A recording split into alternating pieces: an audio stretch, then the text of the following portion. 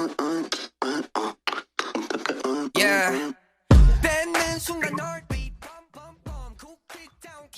Bismillahirrahmanirrahim. Assalamualaikum warahmatullahi wabarakatuh. Alhamdulillahirabbil alamin wa bihi nasta'in wa ala umuri dunya waddin. Wassalatu wassalamu ala asyrofil anbiya'i wal mursalin wa ala alihi wasahbihi ajmain. Amma ba'du. Perkenalkan, saya Khairunisa Arini dengan NPM 1921769 dari Pendidikan Geografi 2019, Fakultas Keguruan dan Ilmu Pendidikan Universitas Siliwangi. Nah, di sini saya akan menjelaskan mengenai geologi dan geomorfologi dari Pulau Nusa Tenggara dengan dosen pengampu Bapak Erwin, Master Pendidikan. Next.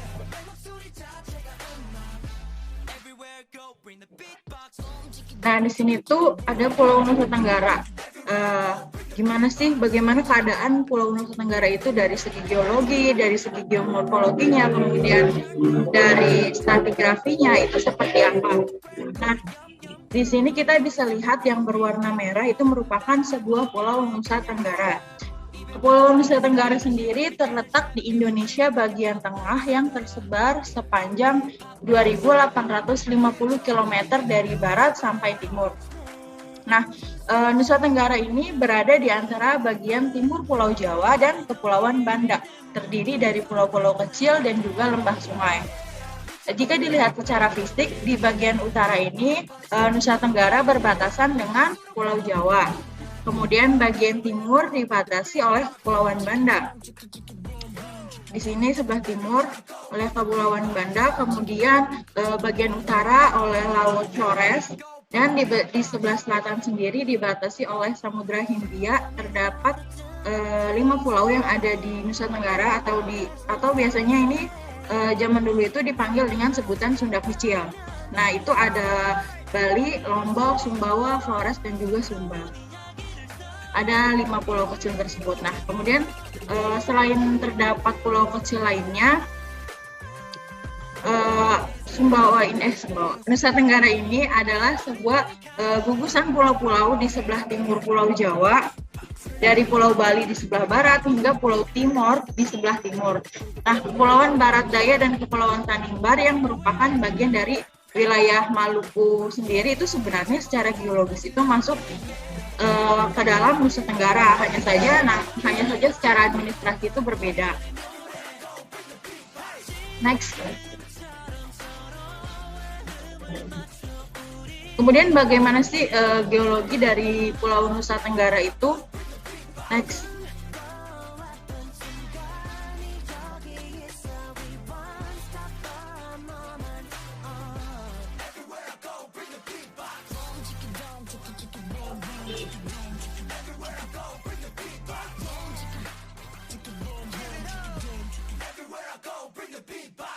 Nah, secara geologi, Nusa Tenggara ini berada pada busur Banda. Rangkaian pulau ini dibentuk dari pegunungan vulkanik muda. Pada teori lempeng tektonik, deretan pegunungan di Nusa Tenggara ini dibangun tepat di zona subduksi Indo-Australia pada Kerak Samudra dan dapat diinterpretasikan kedalaman magmanya itu kira-kira mencapai 160 sampai 200 km sesuai dengan peta tektonik yang dibuat oleh Hamilton pada tahun 1979. Nah, lempeng tektonik kepulauan Indonesia ini terletak di penggabungan 3 lempeng utama, di antaranya itu lempeng Indo-Australia, kemudian Eurasia, dan Pasifik. Nah, interaksi dari ketiga lempeng tersebut menimbulkan kompleks tektonik khususnya di perbatasan lempeng yang terletak di timur Indonesia. Nah, Nusa Tenggara sendiri itu letaknya di persimpangan antara pertemuan lempeng Indo-Australia, kemudian lempeng Eurasia, dan juga lempeng Pasifik. Sehingga struktur geologinya ataupun tektoniknya itu cukup kompleks dan rumit.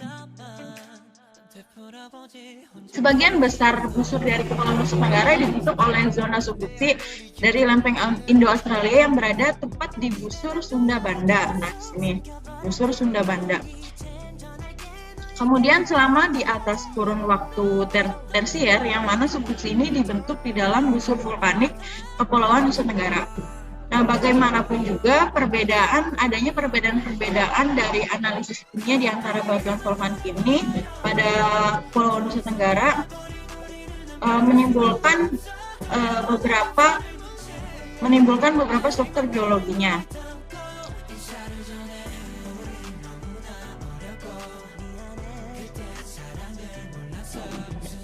Nah, busur vulkanik yang ada pada bagian timur dari wilayah Sunda itu secara langsung dibatasi oleh samudra. Yang keduanya itu memiliki karakteristik kimia yang membedakan dari lava pada bagian busur pada bagian barat Nusa Tenggara. Jadi busur yang ada itu pada bagian timur dan barat dari Pulau Nusa Tenggara itu berbeda. Kemudian menurut Hamilton, di bagian barat barisan pegunungan Nusa Tenggara itu dibentuk pada masa Cenozoik. Nah, batuan vulkanik di dalam busur banda dari Kepulauan Nusa Tenggara yang diketahui lebih tua daripada batuan Miocene ditemukan pada kedalaman 150 km di bawah zona gempa. Next.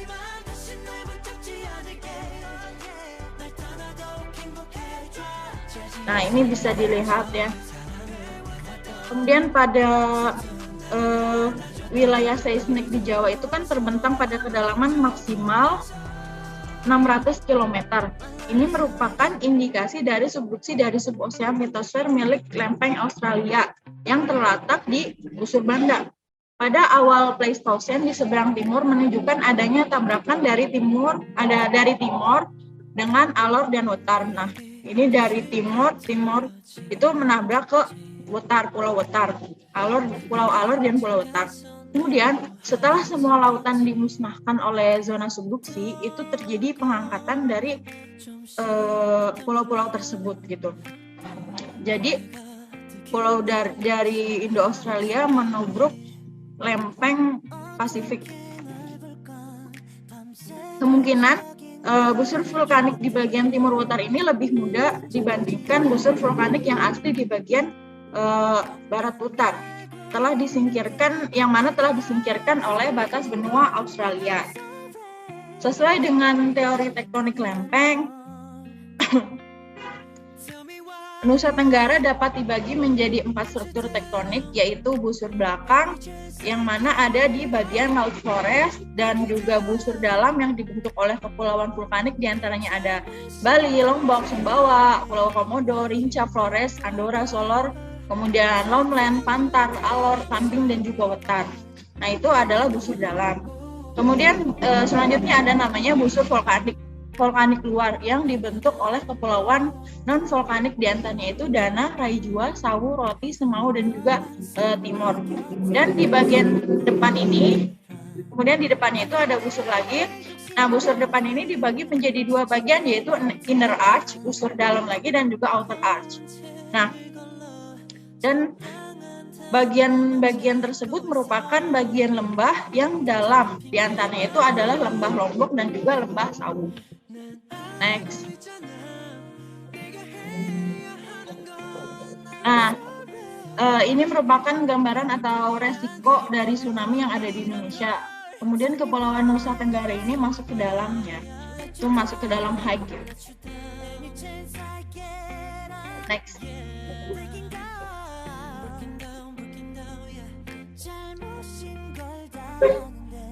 Oh ya, kenapa masuk ke dalam high risk sebelumnya? Kenapa masuk ke dalam high risk? Karena tadi Pulau Nusa Tenggara ini letaknya itu berada di pertemuan 3 lempeng, yaitu lempeng Indo-Australia, Pasifik, dan juga Eurasia. Next. Kemudian gimana sih stratigrafi dari Nusa Tenggara itu? Nah, stratigrafi itu adalah pelapisan batuan yang ada di Pulau Nusa Tenggara itu. Next.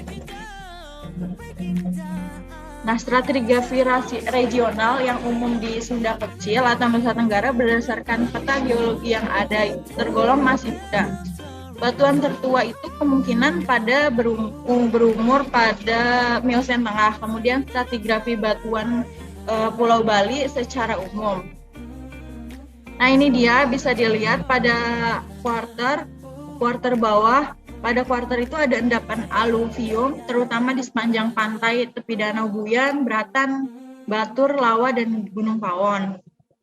Kemudian batuan gunung api dari kerucut, subresen Gunung Pohen, Gunung Sangiang, Gunung Lesung, batuan dari gunung api, Gunung Batu Karuk, kemudian berlanjut sampai kuarter bawah. Next.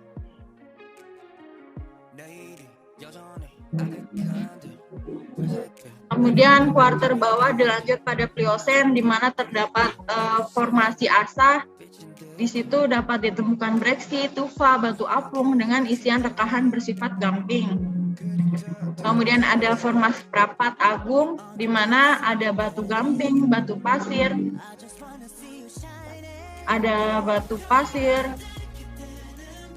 batuan gunung api Pulaki itu ada lava dan juga breksi.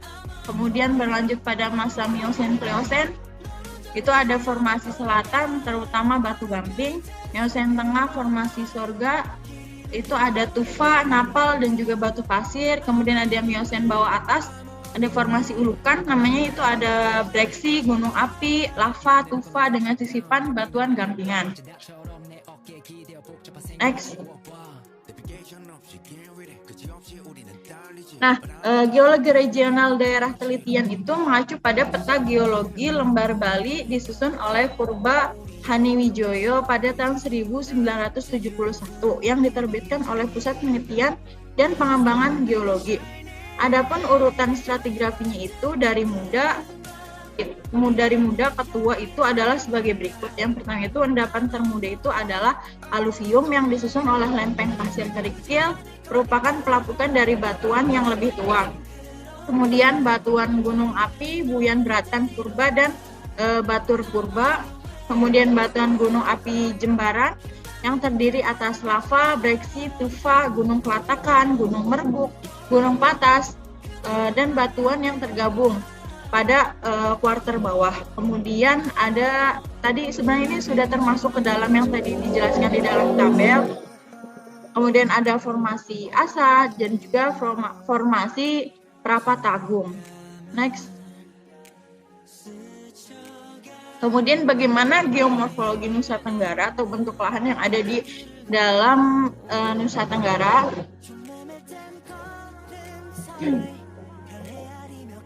Secara morfologi ada tanah daratan, ada lipatan maupun gabungan dari keduanya dengan permukaan yang datar, berbukit juga bergunung-gunung. Nah, jenis tanah di Pulau Lombok sebagian tengah, Pulau Lombok itu ada di Nusa Tenggara Barat ya. Nusa bagian tengah dan juga utara itu umumnya aluvial coklat jenisnya, dan juga di bagian selatan itu ada latosol, bagian tengah ada pulau berupa tanah datar, di utara berbukit dan di selatan bergunung-gunung. Next. Nah, ini fisiknya dari Pulau Nusa Tenggara.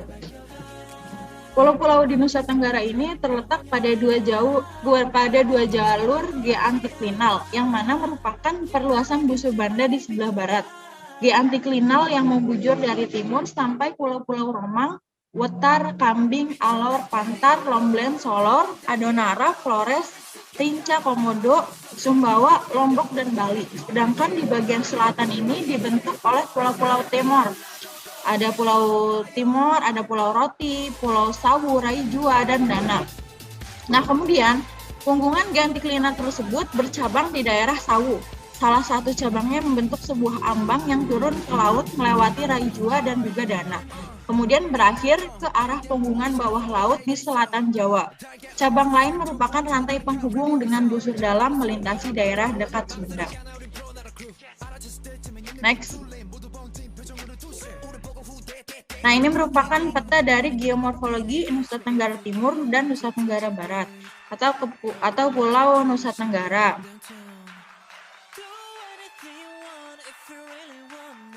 Nah, kemudian tadi kan sebenarnya di awal sudah dijelaskan mengenai ada beberapa bentukan dari geomorfologi NTB. Kemudian ada palung belakang, busur dalam, kemudian ada palung antara dengan Sumba, dan ada busur luar. Nah, mungkin akan saya jelaskan sedikit Yang pertama itu adalah palung belakang.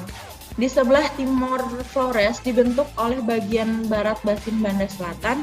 Di sebelah utara Flores dan Sumbawa terbentang Laut Flores yang dibedakan menjadi 3 bagian, yaitu yang pertama Laut Flores Barat berupa dataran atau platform yang luas dan juga dangkal yang menghubungkan lengan selatan Sulawesi dengan dangkalan Sunda.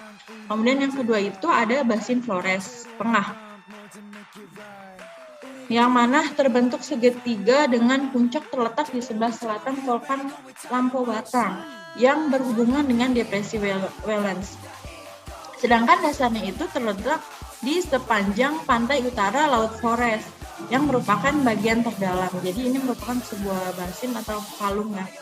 Kemudian Laut Flores Timur terdiri dari punggungan dan palung diantaranya yang menghubungkan lengan selatan Sulawesi dengan punggungan bawah laut Batu Tara. Kemudian di sebelah utara Bali dan Lombok ini, palung belakang ini dibentuk oleh Laut Bali.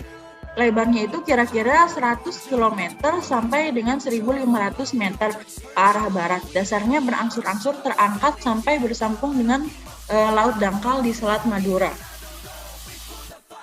Kemudian ada busur dalam. Busur dalam Nusa Tenggara merupakan kelanjutan dari Jawa menuju busur dalam Banda. Jadi dari Jawa, mungkin bisa dari sebelumnya.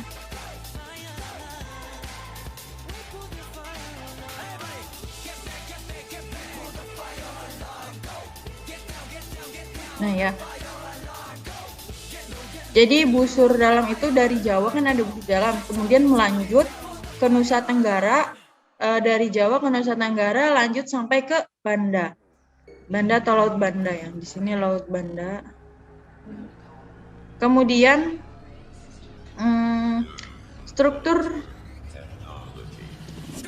kemudian di Nusa Tenggara merupakan punggungan di antiklinal. Selat di antara pulau di bagian barat dangkal dan menjadi lebih dalam ke arah timur. Jadi semakin ke arah timur bisa dilihat dari fisiografinya sendiri, dilihat semakin biru tua itu kan semakin dalam. Nah, semakin ke arah timur ini semakin dalam.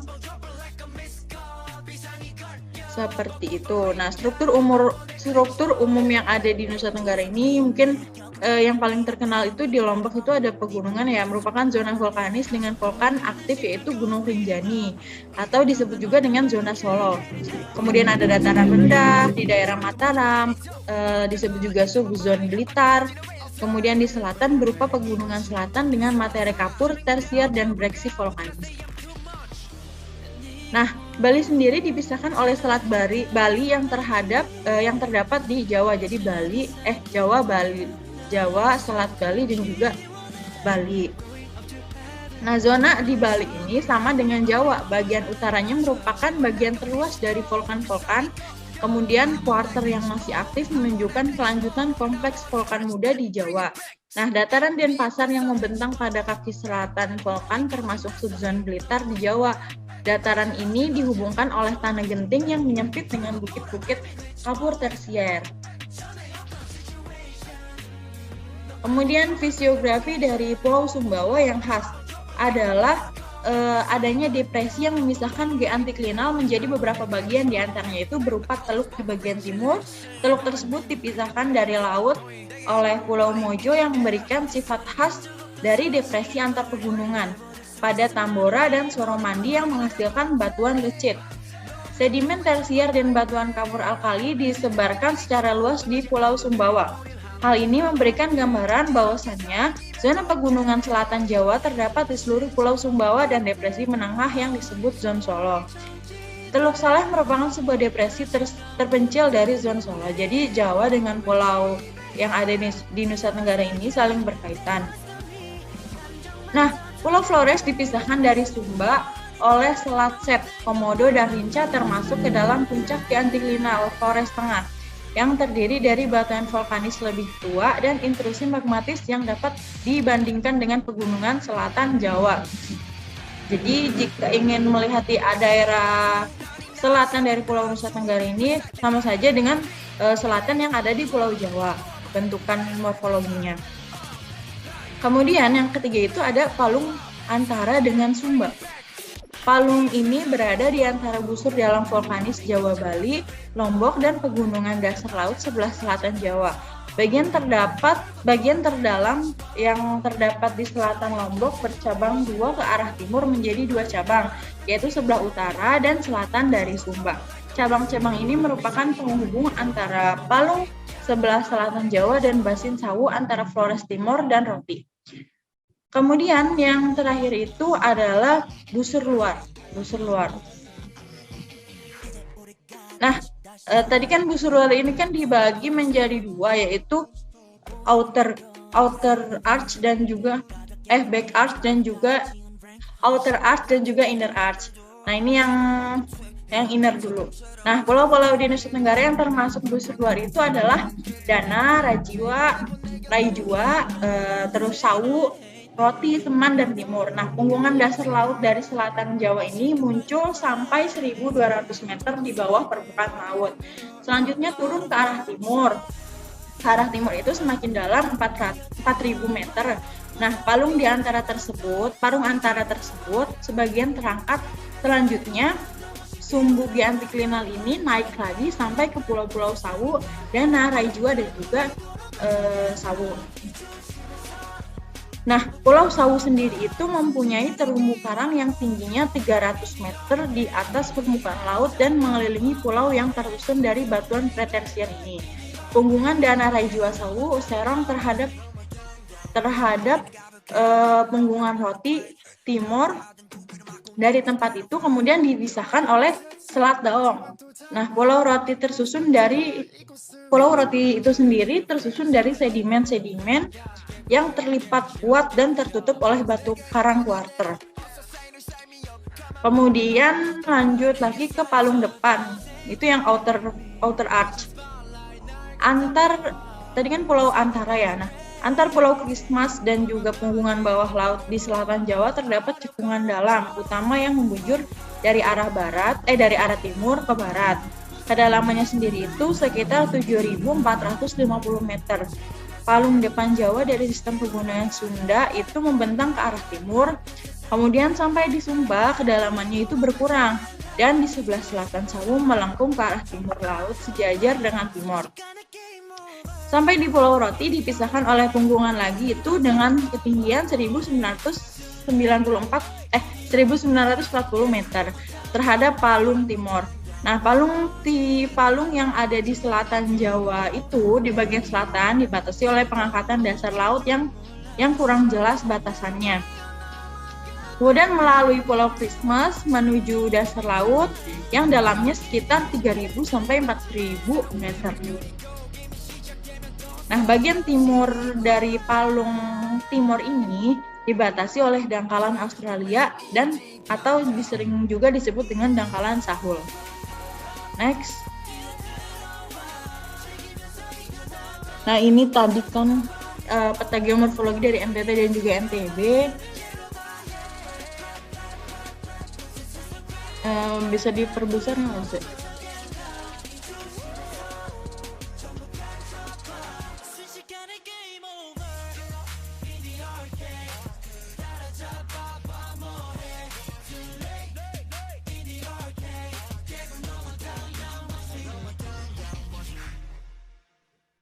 Ya, baik, mungkin itu ya bisa dilihat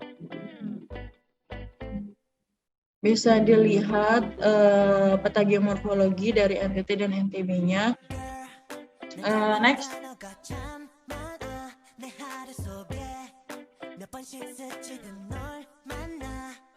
Ya, baik, mungkin itu saja materi yang bisa saya sampaikan. Kurang lebihnya mohon maaf dan mohon dimaklumi karena saya masih belajar.